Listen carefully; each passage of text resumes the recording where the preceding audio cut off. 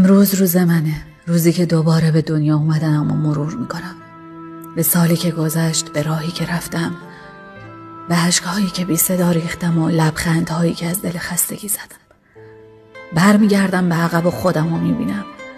تو میانه راهی تاریک و سنگلاخ که با دستای لرزونش اشکاشو پاک میکنه، زخماشو خودش میبنده و بازم بلند میشه. میبینمش که بدون هیچ دستی خودشو در آغوش میکشه و برای آرزوهاش میجنگه و تو سکوتی پر از درد هنوز امید داره. به اون نگاه میکنم، به اون خسته مقاوم،